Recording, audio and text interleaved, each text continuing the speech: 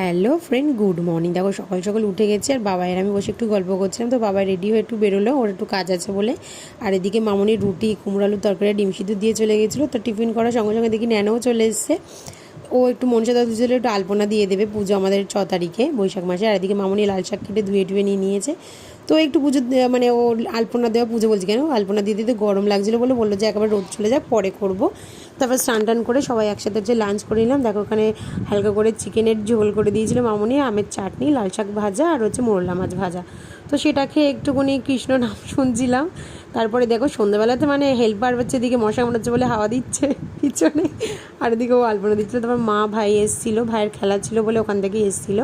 তারপরে সন্ধ্যাবেলাতে সবাই মিলে একটু মোমো খাওয়া হলো। আর হচ্ছে দেখো মামনি, কোয়েল ওরা ওইদিকে খাচ্ছে। আর রাত্রিবেলা হচ্ছে ডিনার কমপ্লিট করে বাবাইকে বললাম একটু বিছনা চাদরটা পেতে দিতে। তো এদিকে আমি ভিডিও করছিলাম আর বিছনা চাদরগুলো পাচ্ছিলো। আজকের ব্লগটা এইটুকুই, টাটা।